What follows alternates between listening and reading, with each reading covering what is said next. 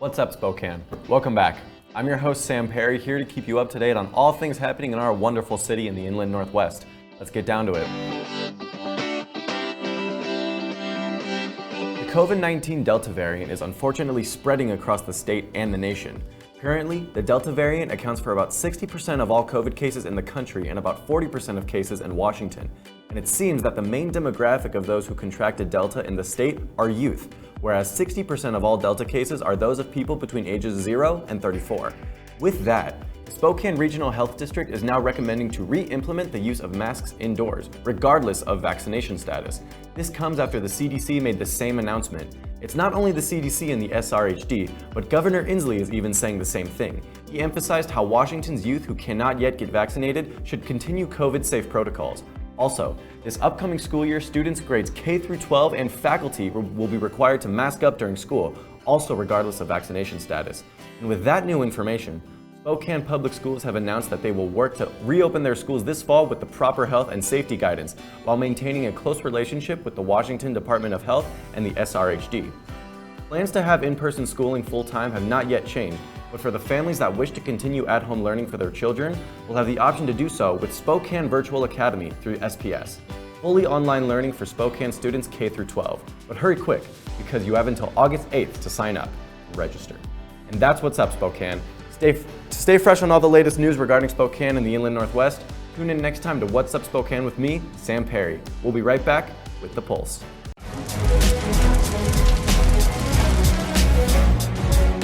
This is Bloomsday in Spokane. We got about 40 firefighters and their friends and family handing out 40,000 cups of water as the day goes by.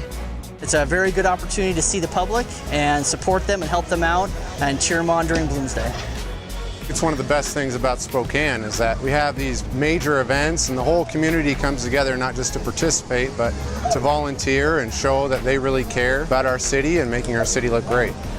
This type of an event really is emblematic of Spokane because so many people get involved. We have 50,000 people probably running this race. Always has been a very huge event. Right now we're at the corner of Broadway and Nettleton. It's the last water station before the finish, so people are pretty much dehydrated by the time they get to us. They really need our water. The water stations are a vital part, especially on warm days like today. It's real important that we have the volunteers to help with that. Without the volunteers, Bloomsday wouldn't exist. All up and down the course, there are people that are involved in this celebration. It really is a celebration of what Spokane's all about.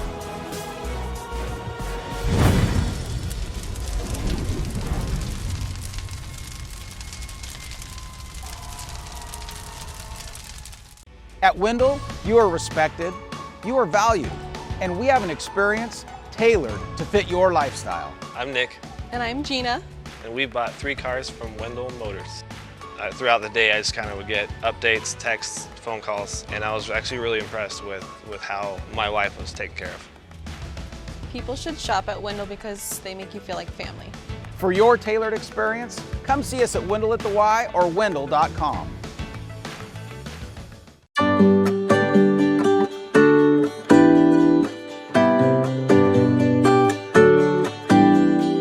Welcome to Apex Plaza, Spokane's one-stop cannabis destination. Apex Cannabis features thousands of economy, value, and luxury cannabis products. Cannagear features hemp-based CBD products, glass, goods, and gear. Stop by 1325 North Division to experience the Apex difference.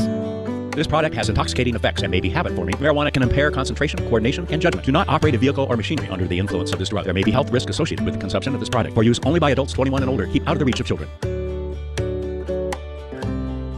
When building a home or considering a major remodel, who are you going to choose? The Spokane Home Builders Association is an organization that works to elevate professionalism in the residential construction industry. We promote, protect, and educate for our community, building our community one home at a time. We are the Spokane Home Builders Association. Welcome back. Next up, Ken Adams sits down with Pulitzer Prize-winning Spokane photographer John Moore. Well, Kent Adams here with Pulse of Spokane.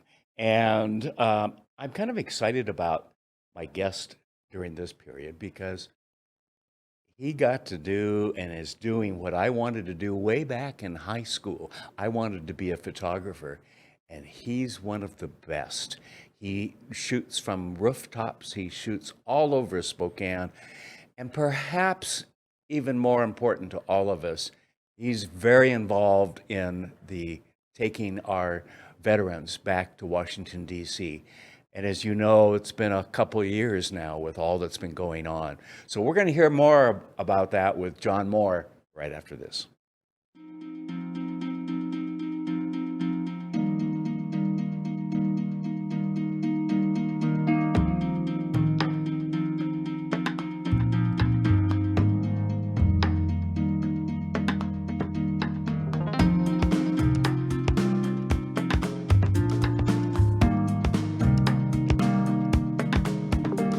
Contact us today to learn how PowerView automation makes everyday living effortless. I'm Tyler Lemasters. Spokane's homelessness has been mismanaged by City Council. There is no compassion in failure. A fresh perspective is needed to address this issue. In November, I hope you vote for me, Tyler Lemasters, for Spokane City Council, District 2.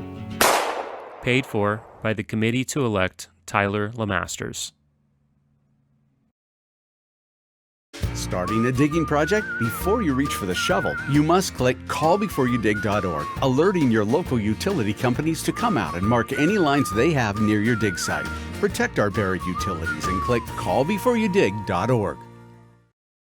Well, welcome. As I said, introducing this, John Moore, I love your photography. It has captured mainly night scenes over Spokane. The past few years, I don't know how long have you been doing this? The last 6 or 7 years of my police career was shooting photos at night, albeit a lot different. Yeah. And I haven't had to testify in court about any of those in the last few since years. I retired. Yeah. Right. So I've been doing. But you're this a happy long about time. that, aren't you? Absolutely. Yeah. I'm having a blast out there. Good. What made you decide to go and do, and we're showing some of your beautiful, absolutely beautiful shots of Spokane and various seasons and everything else. What made you decide to capture that for us?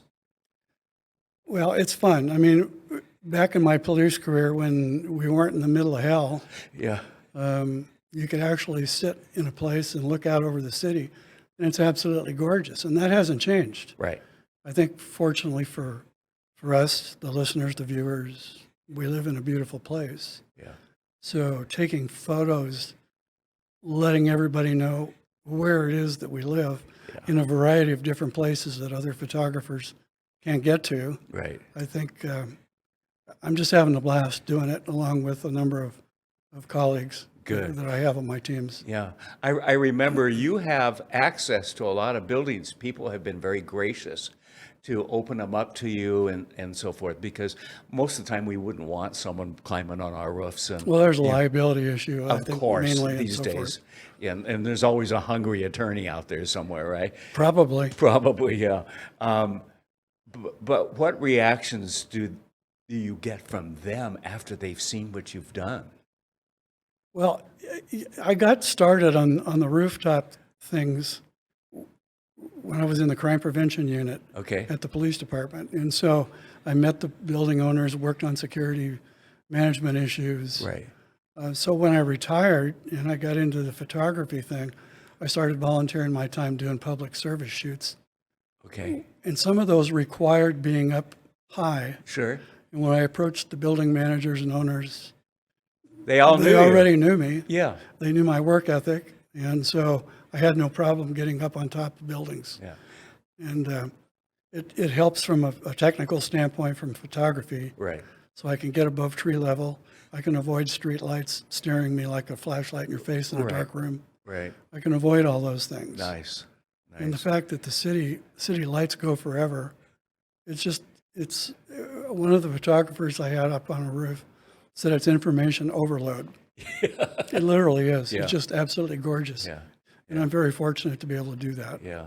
And I love going to your site and everything and seeing all those photos And we've used, with your permission, some of them when we were Absolutely. downtown at the old Chancery Yep.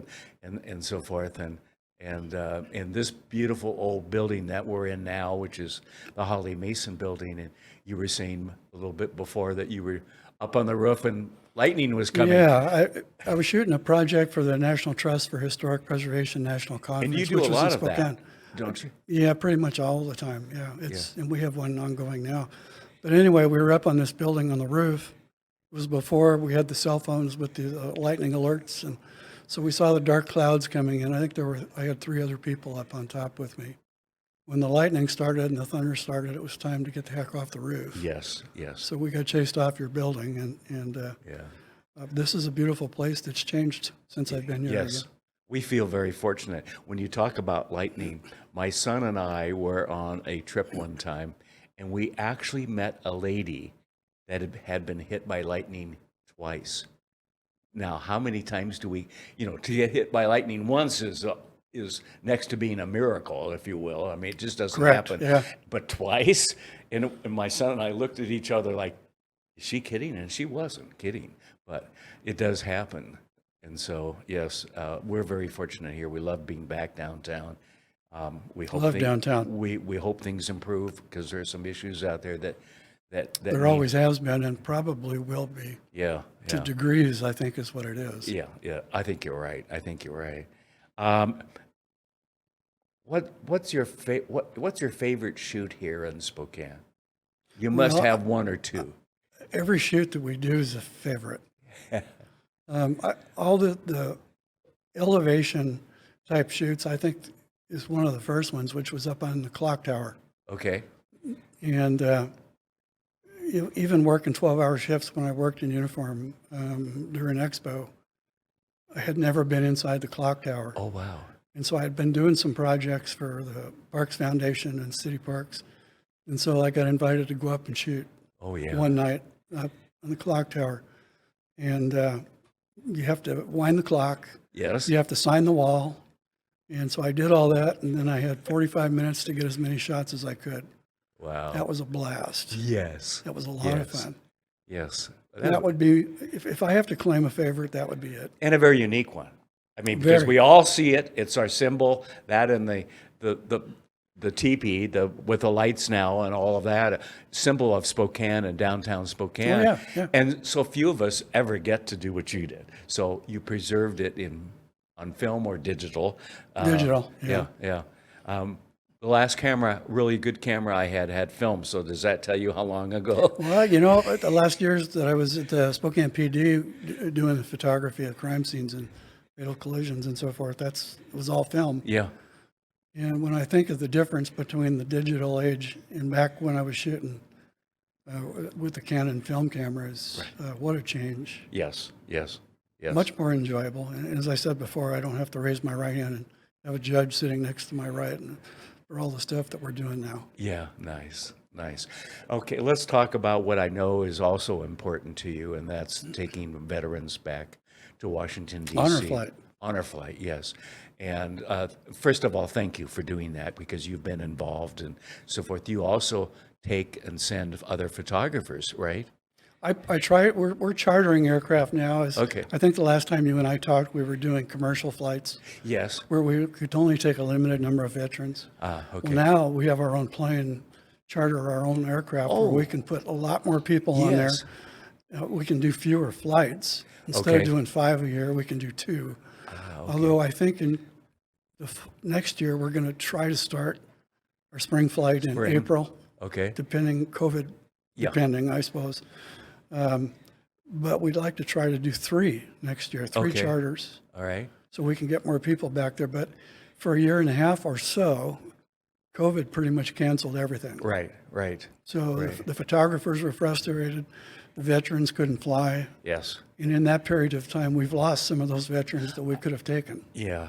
And that's a shame every time we do it. And you mentioned before we started here that you're seeing a lot more of not just World War II veterans, but from other wars too. Where is it going now? Well, the majority of the people that are on our aircraft, or will be on our aircraft, assuming we can start in spring with our yearly flight schedules again, Korean War veterans. Okay. We'd like to target our Korean War veterans before it's too late to get them on the plane. Yeah. But the bulk of the people that are flying with us are Vietnam veterans. Okay. And I mean, it's just a wonderful thing to see those veterans. I'm an Air Force veteran. I grew up in an Air Force family, so maybe it kind of makes sense that I'm a part of something related to veterans. Yes. Yes. So, well, my son was in the Air Force, so yeah. yes.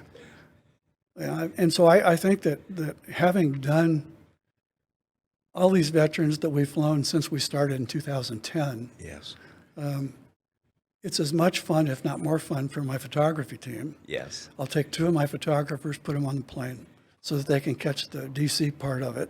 Yes. And then we put together the entire program, from the time they get to the airport in the morning for departure until they leave the airport after arrival. My photographers will be catching all that. And we put that together into a DVD, simple like I have here. Yeah. And the families get it, the veterans get it, and it's a forever thing. If the veteran passes, the family still has a memory that was good for their dad or grandpa or whatever it may be. Or all of the above. I love that. I absolutely do love too. That. Yeah, it's. I was thinking back yesterday on my dad, who passed away years ago, 20-some years ago, but it was his birthday. And you go back and you look at pictures and so forth.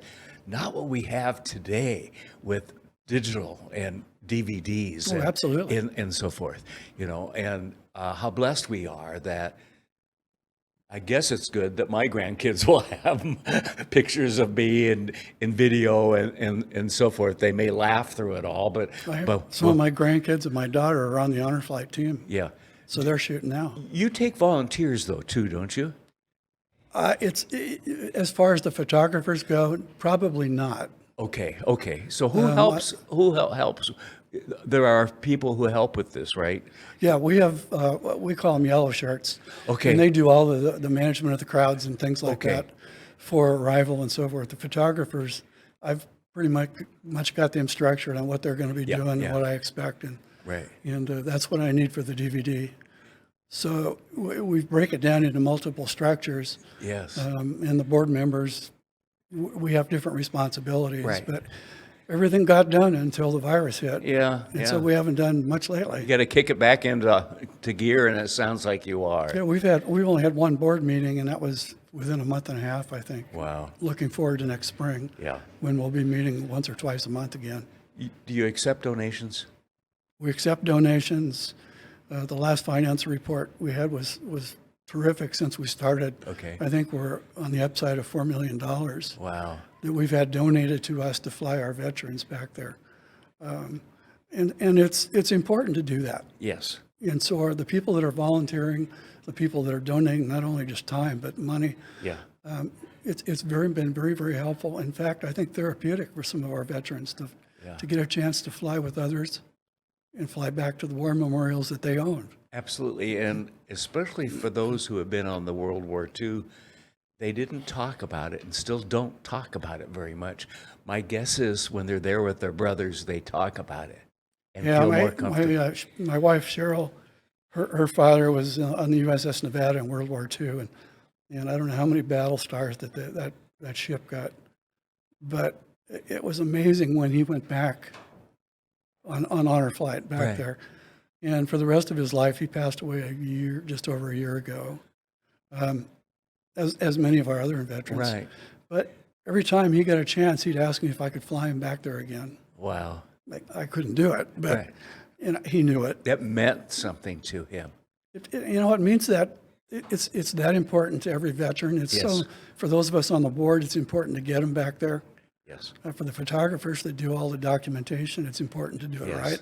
For the volunteers that work, we couldn't do this without volunteers. No. So in terms of, we do take volunteers, but I don't take volunteers for my photographers. I want technical people, and so I'd have to review what they do and so forth. Sure. Where can people get information on donating funds and things like that? InlandNorthwestHonorFlight.com. Okay. Very simple. Or on Facebook. On Facebook. Yeah. Welcome to today, right? Yeah. Yeah. We have presences on both. Okay. Donations can come in, and they continue to, even though we haven't flown Right. for a year and a half. I mean, everybody's been in the same boat. For those of us everything. yeah, everybody, because of the COVID thing. So hopefully in spring, we'll be beyond the bulk of this, and we can actually go to the places that we intend on taking our veterans to. Good.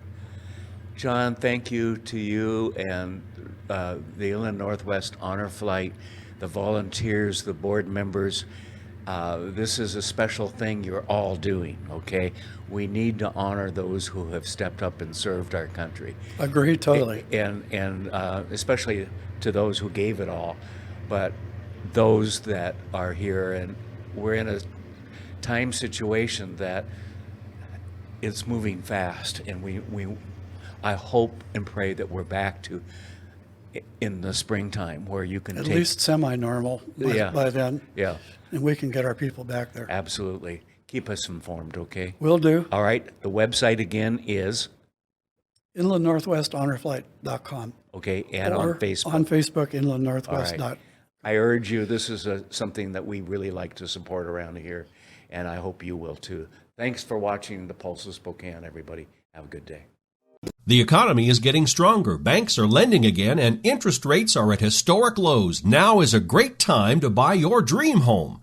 The caring and knowledgeable professionals at Homes for You have been helping people just like you for over 20 years. They take the time to listen to what you want and will help you find just the right home in Washington or Idaho.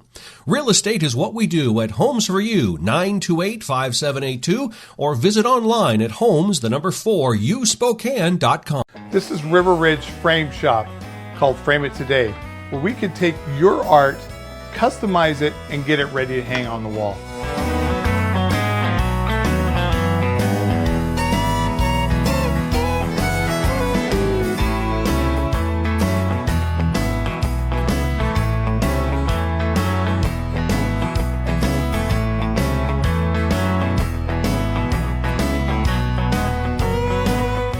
Here at River Ridge Hardware, 2803 West Garland.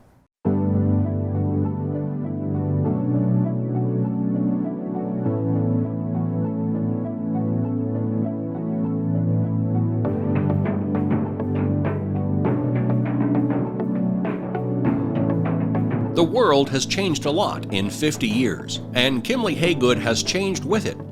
We still provide our customers with the highest level of service, whether it's financing, construction management, property management and maintenance, leasing, or sales. Our team is here to help you make the best decisions with your real estate.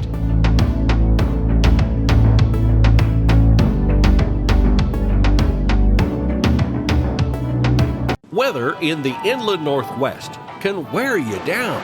And if your gutters are in poor condition or you do not have gutters, you could suffer damage that could cost a fortune to fix. Rainman Seamless Rain Gutters has almost 30 years of professional experience in serving the Inland Northwest region and strives to ensure customer service that is second to none, from the time you call to the end of the project. And now we give the floor to Ozzie Knezovich with the Sheriff's Report.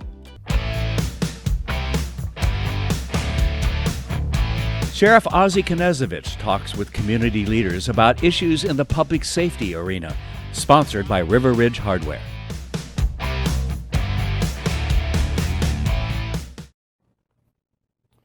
This is Sheriff Ozzie Knezovich with the Sheriff's Report. Today in studio with me we have Jonathan Bingle, and Jonathan's running for Spokane City Council. So with that in mind, I'm going to turn it over to Jonathan to do a quick introduction. Tell us which position you're actually running for, and the ultimate question is why. Right. Well, my name is Jonathan Bingle. I'm running for City Council position, District 1, Position 2. Michael Cathcart sits in Position 1 right now. Kate Burke sits in Position 2. And so I'm running for Kate Burke's seat.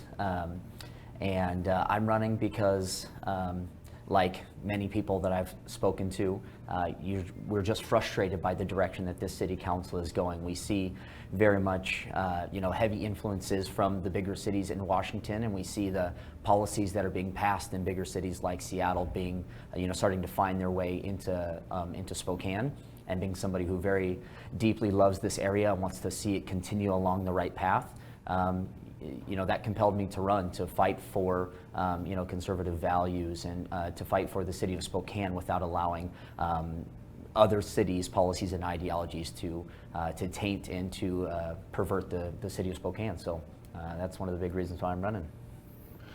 You're kind in your introduction there, because I'm not. Yeah. I see what's going on, and people may not realize I'm actually a citizen of the city of Spokane. I live in the city of Spokane. Yeah.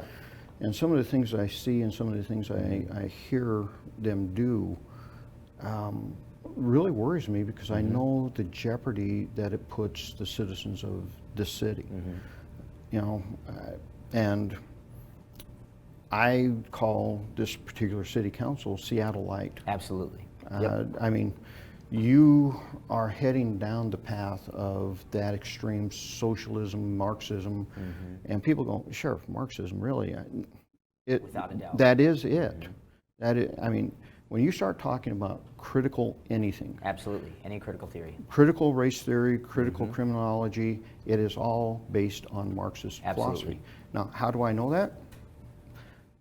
After working for my master's, getting my master's, I had to study, had to read all kinds of books, and the books actually state that. I mean, they don't hide it in your college curricula. As a matter of fact, it is taught at the college curricula level. Yes. So I'm not being, that extreme idealist. No, I'm just being a realist, man. This is what's coming. Wake up, or you're going to have that Marxist philosophy. So with that in mind, when you're talking about that philosophy versus what your vision would be, let's hit the ground running, if you will. Public safety, law enforcement. Yeah, absolutely. What do you think? Where are we? So what I've been told, and through the conversations that I've had with yourself and the police chief in the city of Spokane, what I know is that we're about 100 officers short of where we should be for a city our size. And the state of Washington is 50th out of 50 when it comes to police per capita. If you we're count, actually 51st. I was about to say, if you count Washington, D.C., then we're 51st. And when you're dealing with a situation like that, when you have a police department that is severely underfunded, what ends up happening is, some of the crimes that frustrate us most, property crimes, we just don't have the bodies to deal with them. Our police officers are terrific. As a matter of fact, I'm going on another ride-along tomorrow, but on the ride-alongs I've been on, you see they have all these calls coming in, and they have to prioritize based on, severity, which makes sense. But if we had the officers, if we had the staff available, then we could actually start to see, I think, a significant decrease in crime, because we would have the ability to actually go and punish and take care of criminals. So I want to very much push for the proper funding of our police force to get it to the level that it needs to be, to where Spokane can be, our families and our neighborhoods can be as safe as possible. One of the things that concerned me just recently in reading the paper on some of the ideas that are coming out, and part of that is, mental health. And rather than give SPD kudos for the work that they've been doing in that arena, the city council once again wants to strip them of their abilities, which means the behavioral health units, which have been working very, very well, police officer and frontier behavioral mental health specialists teamed up in a patrol car. They go out and respond. We've cut many people from having to go to jail, from going to the emergency room, getting the proper health right then and there. They want to cut that. And basically, they found a way to defund the police department. Without a doubt. In that the initiative they passed, I believe it was in 2019, which they passed in order to get more police officers. They now want to strip that money and put more money into behavioral health folks that will go out with EMS to deal with these things, and the EMS folks and behavioral health folks are going, wait a minute, you realize what we're going to? Right. So those are the type of things that worry me about electing people to the city council. What's your thoughts? Are you willing to step up and stand against these basically behind the scene defund efforts? Absolutely. So my wife and I, we had last year, we own an events and entertainment business, and the government's response to the pandemic shut our business and our industry down. Even now it is, I mean, it's recovering, but incredibly slowly. And we had a real moment there in time where it was like, is this where we want our future to be? Because Spokane has always been my home. I love this city more than anything. And we had a real time where we had to think about it. And I don't know what it was, but something rose up inside of me, and it's just, I refuse to cede this territory, physically or intellectually, to people who hate the United States, who hate what it stands for, who hate those who enforce the laws of the land, and I refuse to cede that territory. And that same passion and energy and fire and that fight, I'm very much looking forward to bringing, because it's a noble fight that needs to be fought. And if people don't rise up and fight it, then what we're going to find is we're going to find a situation where many people just say, okay, this isn't what I recognize anymore, I'm out. And I refuse to be one of those people who is the flight. I'm going to be the fight. Well, and amazingly enough, you have all these people leaving the Seattle area, the King County area. Yep.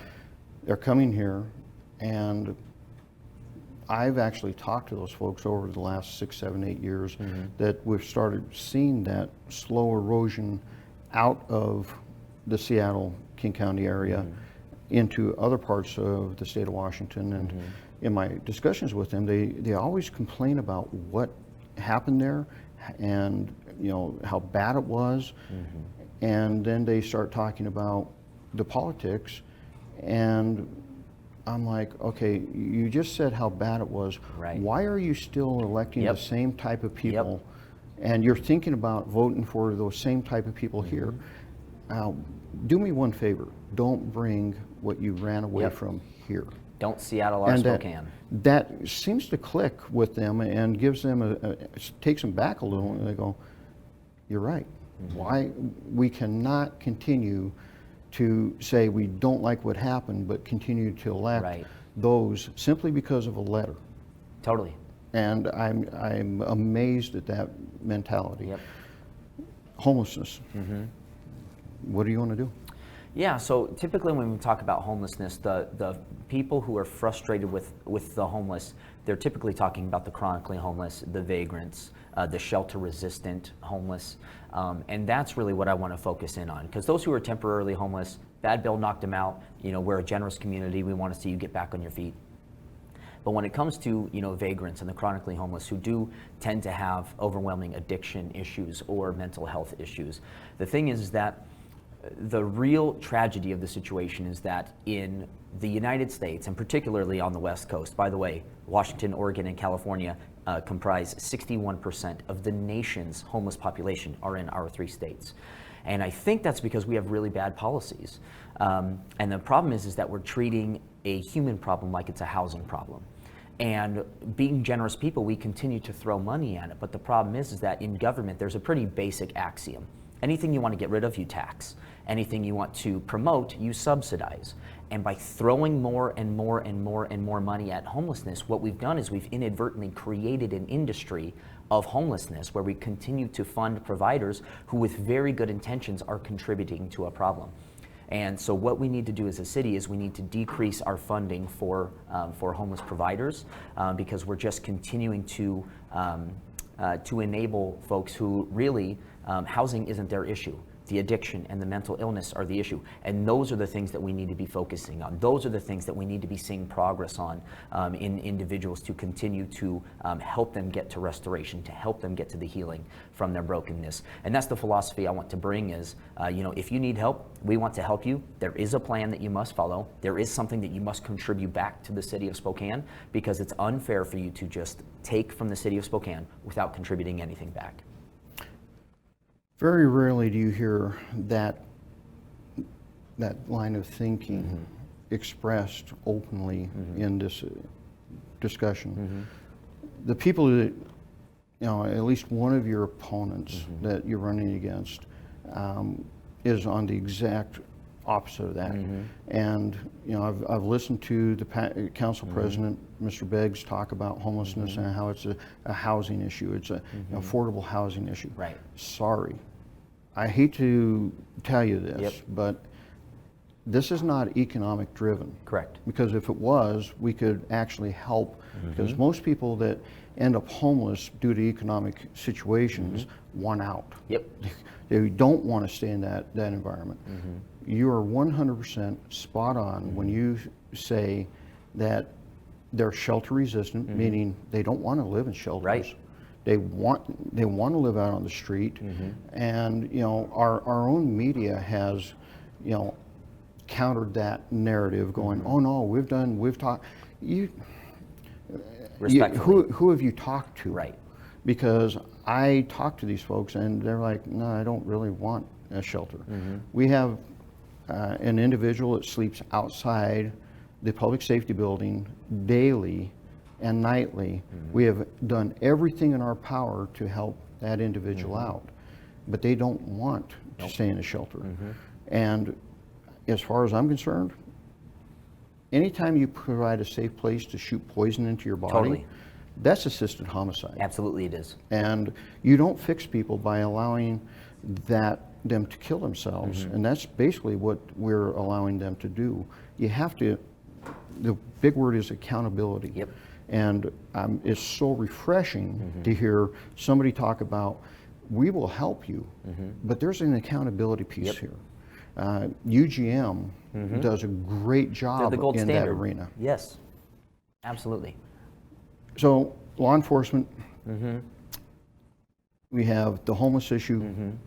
Then I'm going to talk about another big one, and that's the mental health issue. Yes. What's your thoughts on the mental health crisis that Spokane really is dealing with, but no one likes to talk about, and quite frankly, no one's really providing the funding to fix that issue? Yeah, we do have a mental health crisis, and I think it really does stem from a lot of the curriculum in schools. Quite honestly, I think the way that students are being taught, I think it's a really perverse ideology in many ways. That particularly to certain individuals, when they tell them that you can't succeed in America, the country that you live in is incredibly racist. It's never been good. It's never actually helped anybody in the world. We're giving these people a crisis of identity, and it's no wonder that we're dealing with mental health issues more than what we've seen in the past. And it's because again, when you are telling somebody that they're bad, their country is bad, their family is bad, this is bad, it's no wonder when somebody says, okay, well, where do I belong? Why do I exist? It's no wonder that these issues actually happen. And so that's why I'm thankful for people like Kata Dean and Daryl Gefkin, who are running for school board, because we need some significant changes in our curriculum. We need some significant changes in the direction of our public schools, because public schools play an important role in our city. And I think over the last year and a half, I think the way that we didn't allow children to go back to schools when we knew that children were going to be safe, there were much better solutions than not allowing children to be back in schools. I think I think that's been a major contributing factor to mental health, and so I'm excited for people who are rising up in those arenas as well to help correct that ship, to help right where that's going, because I think that's going to play some big dividends in the future generations when it comes to mental health. So the concept that really drives a lot of the mental health issues at the severe level is a concept called least restrictive alternative. And the state, and quite frankly, even at the national level, extremely at the state level, they have defunded mental health. The Western state, Eastern state, in pretty much crisis because of what's going on. Mm-hmm. And least restrictive alternative means no one should be institutionalized. Mm-hmm. They should be released into the community, Mhm. into halfway houses. But Jonathan, when they fell at the halfway houses, they're not going back to the institution. Where they end up on the street. Yep. So the problem that relays is it totally is going to impact your budget on the city council. What's the message for the state that you would like to give the state in reference to, you cannot continue to dump severely mentally ill individuals who truly, their only true safety net is institutionalized, and people want to say that that's an evil word. No, it's not. I mean, that's how they get help. That's how they get the treatment. That's how they get better. Yeah. What's your message to these politicians that just want to, drop it at the local level and walk away? Yeah. So again, I would say let's look at our mentally ill population, and again, we know that a good portion of the chronically homeless are mentally ill, and we can ask ourselves this question right here: is this what we want for that group of folks? Is this what we want? If not, then we've got to do something different. And I think it does come down to funding those programs to make sure that we are able to take care of them in the best way possible. All right. Yeah. When we also take a look at Spokane, roads always come into the major discussion. I've never lived in a community that is so hyperly focused on roadways. What's your plan for sustainability? Because this area is growing, and I've always looked at Spokane as a diamond in the rough. Yeah. And if Spokane ever truly figured out its identity, there'd be no stopping this stream from being one of the, powerhouses economically within the state of Washington. Absolutely. We're always hampered by the east side or the west side because they make doing business very, very hard in this area. Yeah. In the state. So your thoughts on the sustainability of growth and how we maintain the infrastructure. And I want to throw one caveat in. Sure. If you're going to bring more people in, yeah, and you're going to bring more businesses in and more development, why is there never a strategic planning for your public safety to go along with that growth? Right. So we do have some pretty incredible growth that's happening right now. I think that one of our biggest issues when it comes to the growth is the amount of housing that we have. Right now in 2017 we were 32,000 housing units short.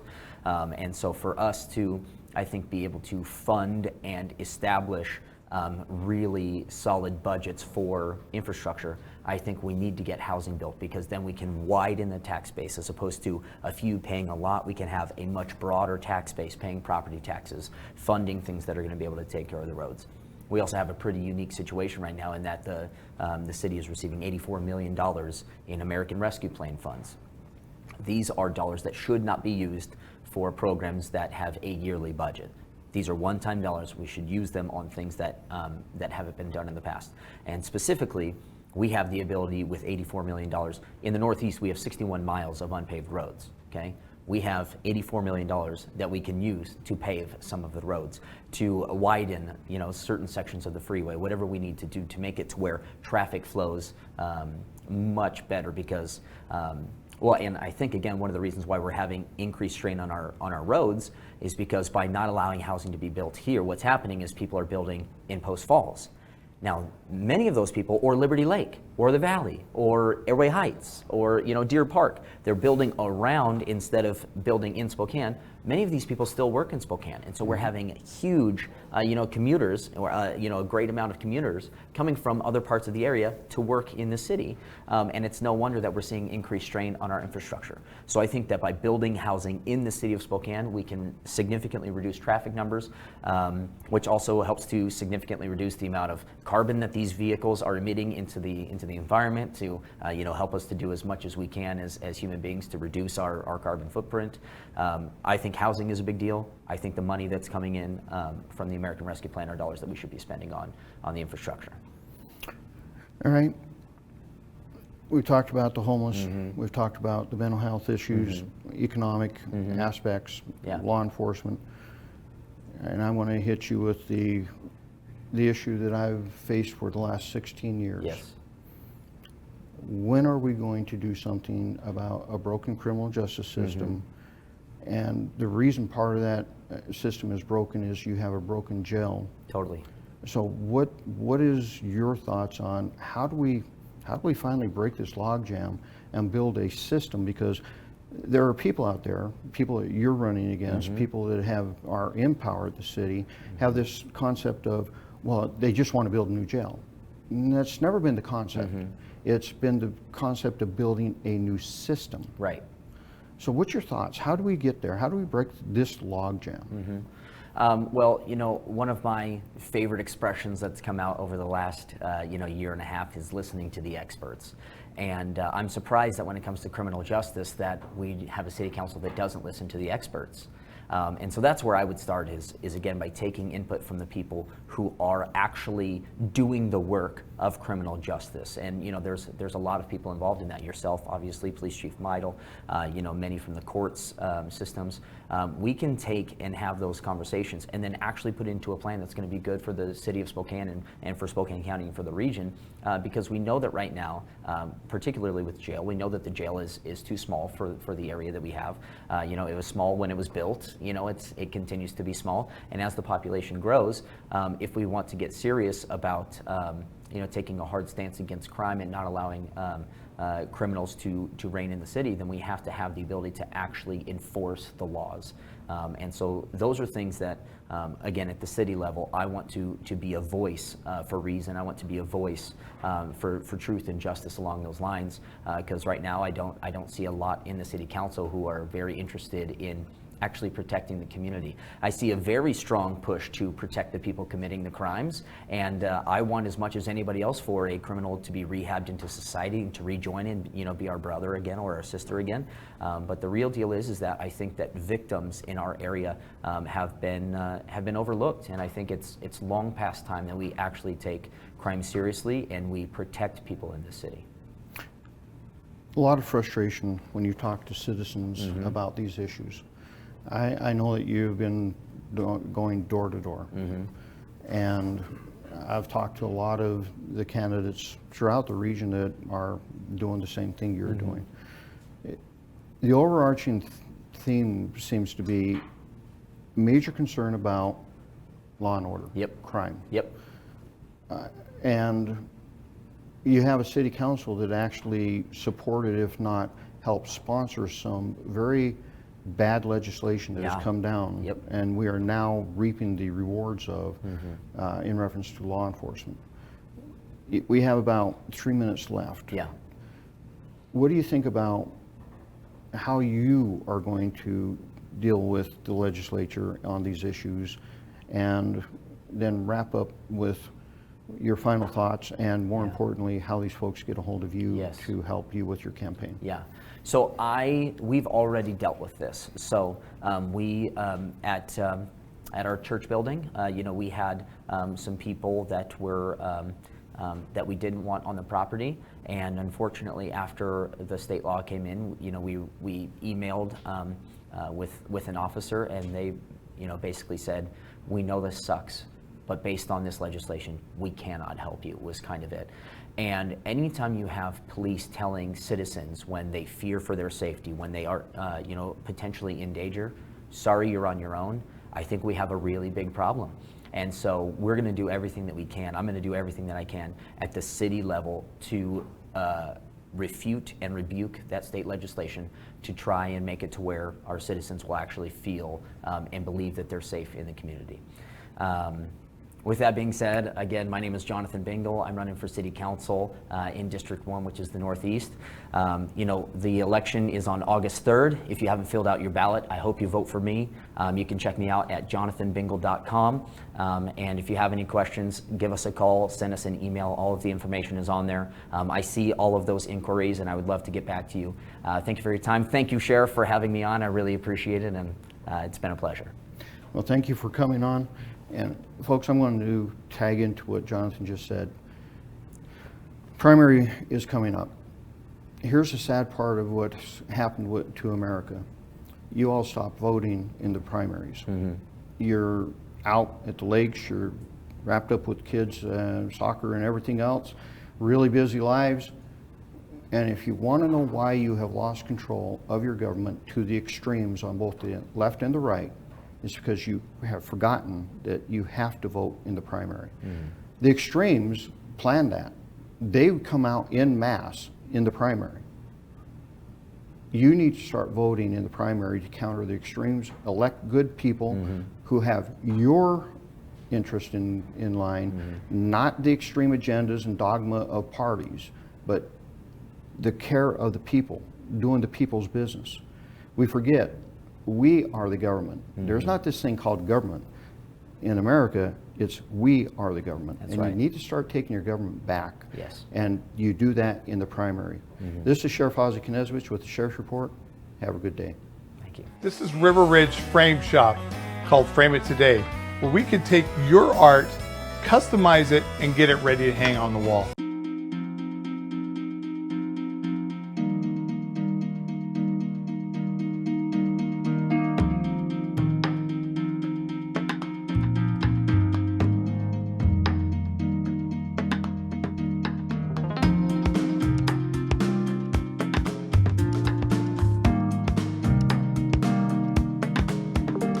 Contact us today to learn how PowerView automation makes everyday living effortless. I'm Tyler Lemasters. Spokane's homelessness has been mismanaged by City Council. There is no compassion in failure. A fresh perspective is needed to address this issue. In November, I hope you vote for me, Tyler Lemasters, for Spokane City Council, District 2. Paid for by the committee to elect Tyler Lemasters. Starting a digging project? Before you reach for the shovel, you must click callbeforeyoudig.org, alerting your local utility companies to come out and mark any lines they have near your dig site. Protect our buried utilities and click callbeforeyoudig.org. Thank you all for tuning in to Week 2 of Spokane Talk's new Pulse program. We hope to see you next time for more news and conversation. I'm Sam Perri. Stay frosty.